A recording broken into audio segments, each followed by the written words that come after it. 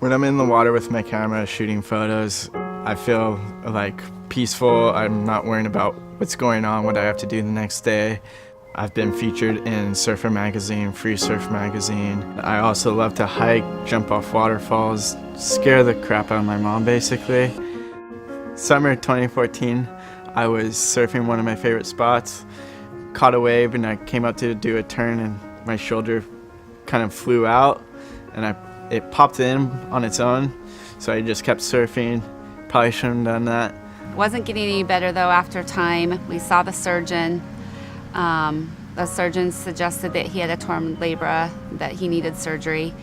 In preparation for surgery, Dr. Crawford ordered some routine laboratory tests to be done.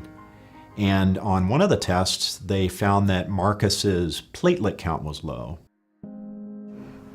So I'm thinking cancer, I'm thinking it's gotta be leukemia or something. Your mind goes crazy then, and I'm probably the worrier in the family, so I just immediately started worrying and only thought of the worst case situation. And we had a hard time trying to, number one, figure out what was wrong, and number two, how to treat it. One of the most challenging things was, where do we go from here?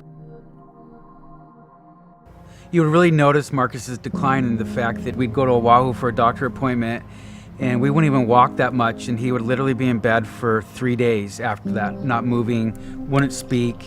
And part of the problems was he just wouldn't communicate to us. But we as parents, you see your child deteriorate right in front of you. My headaches got worse, felt like somebody was hitting me with a baseball bat on both sides of my head. And then at the same time, somebody hit me with a freight train with my body. So that would last hours and hours, and I would have to go to the ER to get some kind of drug so it would feel better. Started losing hair, my bones just ached all the time. Basically in and out of the ER with chronic headaches every other day. For me, the hardest part was knowing that he was sick, having no idea what's going on. You know, the symptoms are there, but the diagnosis wasn't coming in. And it wasn't a lack of trying. I mean, they were just, the doctors were amazing, but we just weren't getting the answers. So we had basically a couple of choices with Marcus. One was to offer Marcus continuing evaluations to try to figure out what was wrong, why his platelets were low, why his spleen was large, without any other intervention. Or the other main option was to try to remove the spleen.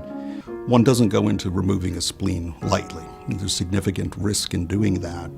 For example, risk during the procedure itself, and individuals, once their spleen is removed, remain at an increased risk of infection over time. So the risk here was that you take out Marcus's spleen and there's no guarantee that's going to work. The medical oncologists, his doctors, are always reluctant to send their patients to the surgeon. It's kind of the last resort. It never crossed my mind to really want to go somewhere else because I believe in what they've done because they've been through us in the entire journey and they knew him.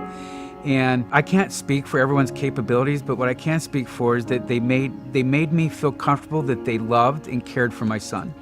And the entire team at Wilcox always made us feel that way, just made us feel that hey, we got him.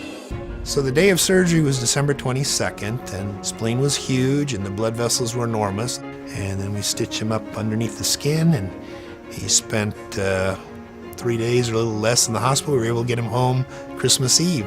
I think it was probably like a week after the surgery, we heard his giggle, his laugh, his unique giggle for the first time in like 8 months. The next week I got to go to Oahu and start shooting pipeline during the winter, and I couldn't be back in the water without the Wilcox family, especially Dr. Watrain, Dr. Cronk, and Dr. Jordan, and all of their nurses and staff. I have a huge thankful heart for them that they got me back in the water and started hiking, surfing, and all of my activities, and haven't stopped since.